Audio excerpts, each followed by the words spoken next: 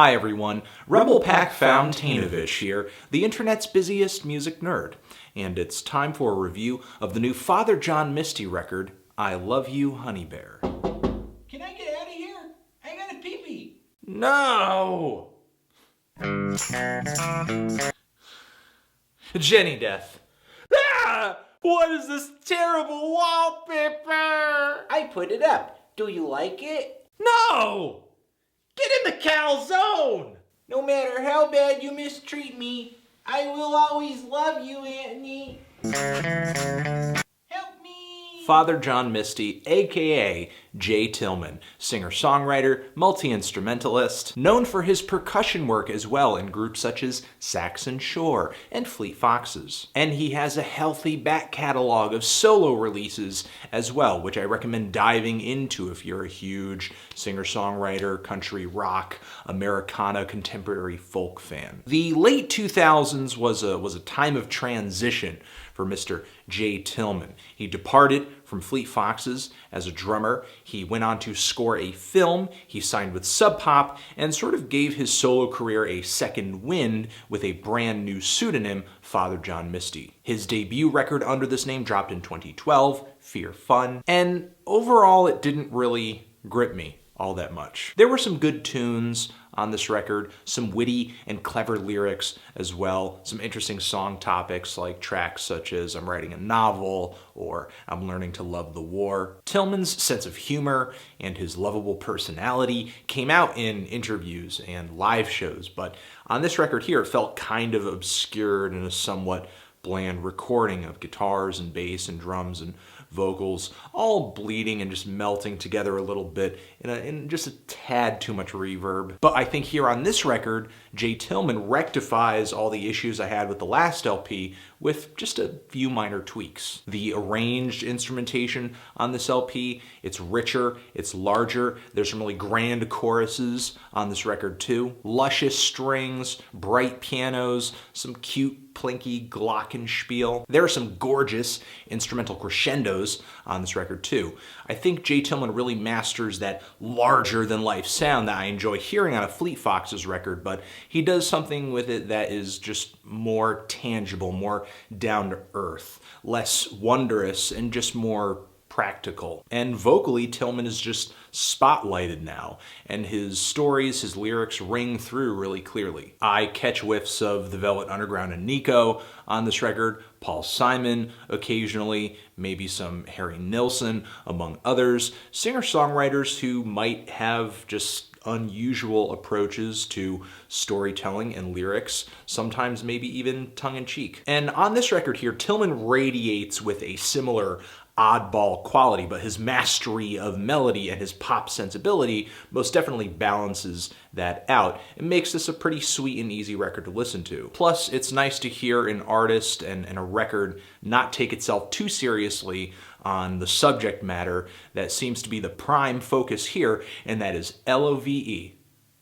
Love. On the subject of love, Tillman turns into just a total sap. And on the title track here, he embraces that role so wholeheartedly that it's kind of gutsy. There aren't too many singer-songwriters that I can think of that would so proudly belt out, I love you, Honeybear, and just back it up with huge instrumentation that just hams it up. This track is a solid tune, and there are many other solid tunes on this record as well, just great vocal melodies and solid chord progressions. The music is beautiful, it's pleasant, but I think it's really the lyrics that add a bit of edge to this album and really make this LP worth revisiting and reading into. Because Tillman tries to explore this already thoroughly explored love thing from different angles, like on the song Chateau Lobby 4, which has a bit of foreign spice in the instrumentation. It's a tale of lost virginity, among other things. There are themes of marriage on this track. The lyrics are lusty, but hesitant,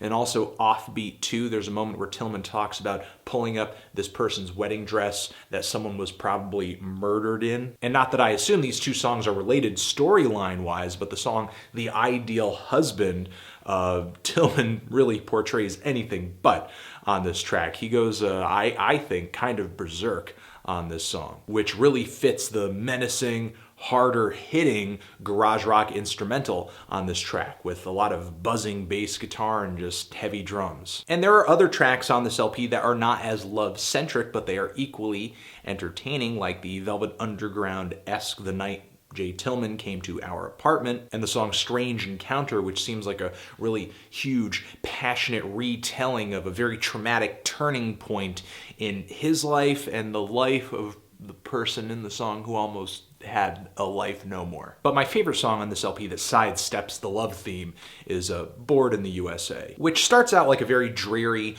unassuming, lonesome little piano ballad, but then gets utterly hilarious and kind of bitter in the lyrics toward the end, as J. Tillman starts saying that he is bored in the USA and starts talking about having a subprime loan and a craftsman home and having his prescriptions filled up, but he can't get it up. The song Holy Shit seems to spit in the face of similar Western cultural norms as well as religion a little bit too. And there's quite a bit of instrumental variety on this LP as well. Just straight up Baroque pop to stripped back ballads. The song When You're Smiling and Astride Me is just a straight up soul instrumental. I think the one downside on this record to the instrumental shifts is the song True Affection, which takes an electronic turn and causes this song to stick out like a sore thumb in the track listing and not necessarily in the best of ways. I think the sound of the electronics on this track kind of take away from the organic appeal of much of the album, though it does seem like Tillman tried to be as subtle with it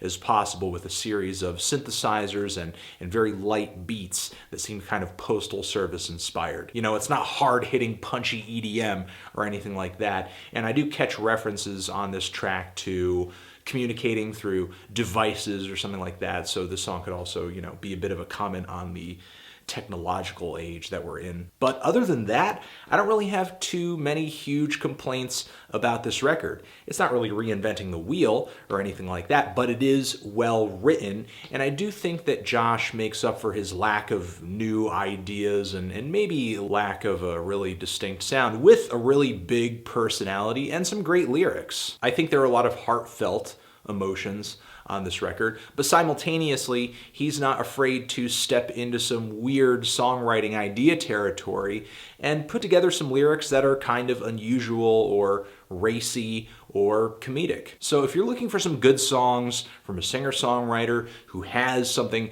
clever and interesting to say, I think you should most definitely give this record a listen. I'm feeling a strong 8 to a light 9 on this thing. Transition. If you've given this album a listen, what did you think of it? Did you love it? Did you hate it? Why? What do you think I should review next? And that's it. Anthony Fantino, Father John Misty, forever.